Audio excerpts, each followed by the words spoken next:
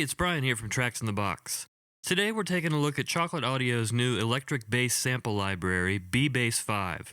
This instrument is based on a Yamaha B-bass, which has been used by tons of big-name basses since the 80s. It's a 5-string bass with a PJ pickup setup and has a very rich, full sound. Chocolate Audio set out to make an electric bass sample library that's easy to use and sounds great, so let's see if they've hit the mark. First up is the Easy page. All of the main controls and settings are available here. The display shows the name of the active preset, the current note being played, the string and fret that the note is being played on, and the current articulation. The big knob scrolls through presets for the behavior of the virtual bass player and the effect settings, and you also have drop-down menus here that let you select just the player or just the effects from each preset. And finally, you've got a master tone and volume. Next up is the Playback section. RH sound is the settings for the sound created by the plucking hand. The options here are fingered, muted, and artificial harmonics. All of these can be activated by key switches. There are also additional key switches for fret noises upward and downward, to reset the left hand position to the lowest position possible, to temporarily activate the ghost notes articulation, and F4 to A7 produces a number of sampled slide effects. Behavior is the technique used by the fretting hand. Mono is single notes only. Legato is single notes with hammer-on and pull-off samples for overlapping notes, as well as slides. And poly allows you to play intervals and chords. And finally, we've got the effects section with on-off checkboxes for each effect found on the EFX tab, which we'll get to in a minute. Next up is the Playback page. The first section here is legato behavior. These are the same settings as on the Easy page, but with an added legato strength control, which determines how forceful the player's hammer-ons and pull-offs are. Sustain pedal 2 allows you to force legato playing to produce either legato samples or slides. Normally, legato would be triggered for any interval less than a minor third, and anything over that would be a slide. Forcing an articulation allows you to create shorter slides or simulate tapping on the bass. The slide behavior section.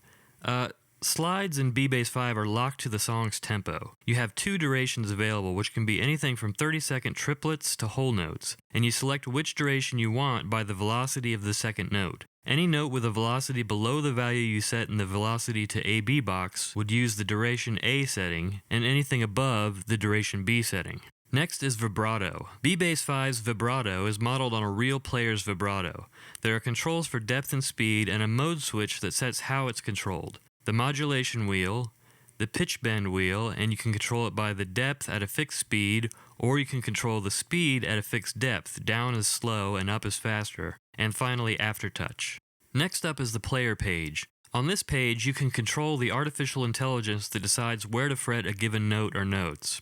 The left-hand section has the display from the Easy page that shows you the current note and what string and fret it's being played on. The articulation window will show if you're playing a slide, hammer-on, or pull-off. If you play a single note, it displays the dynamic layer, we'll get to that in a second, the plucking finger in use, middle or index, and the round-robin sample.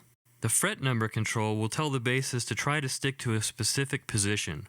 Once you get past the 11th fret, there are various presets that emulate different styles of player. Some will play everything down near the 1st fret and use a lot of different strings, and some will stick to 1 or 2 strings and move up and down the neck to fret the various notes. This is a really cool feature because different players think differently, and it can have a big effect on the sound. Extend string is similar to fret position, but instead the player will try to stick to 1 string and go up and down the neck to play the necessary notes. In the right-hand section, you have the dynamics diagram. BBAS5 has 4 dynamic layers plus ghost notes. It shows you which dynamic layers are active and allows you to turn them off and on. It also allows you to change the velocity at which the different layers are triggered. Repetition time. BBAS5 has samples for the index and middle fingers of the plucking hand. This setting allows you to control when those samples are used. At the lowest setting, it will always alternate fingers. At the highest setting, it will only use the index finger. In-between settings allow you to set the speed at which it will change fingers so you can make it play with only the index finger in slower parts and alternate in faster parts just like a real bassist.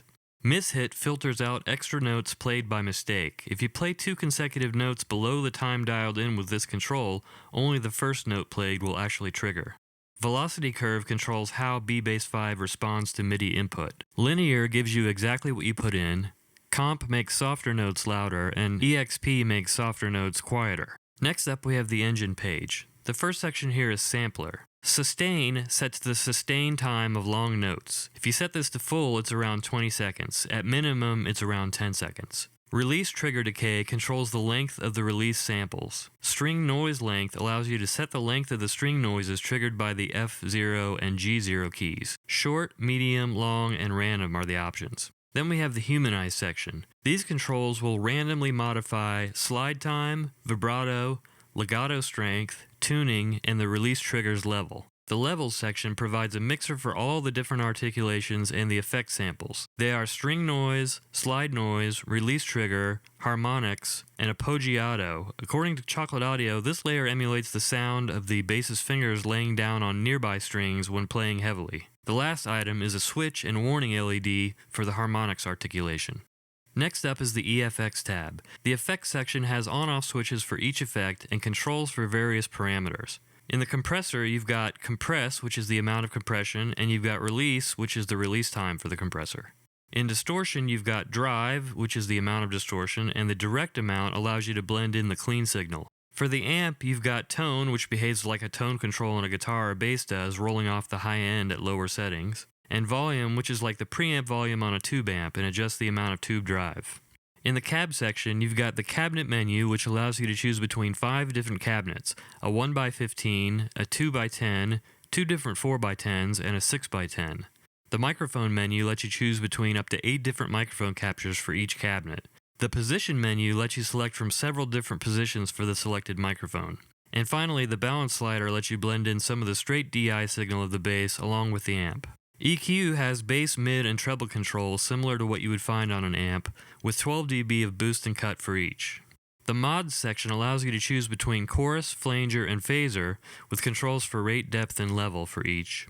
Delay has controls for delay time. Damp reduces the amount of high frequencies on each delay, similar to an analog or tape delay. Repeats sets the number of repeats or feedback, and level sets the volume of the delay relative to the dry signal. And finally, master sets the overall output level. The last tab is the help and prefs tab, and it describes the function of every knob and slider in BBAS5, so you don't even have to crack the manual to find what you need to know. Of course, none of these options and features mean anything if the bass doesn't sound good, and luckily it sounds great. I put together a couple of samples here in different musical settings so you can hear what it can do. For both of these, I used just the internal effects that came with BBAS5 and no external processing whatsoever.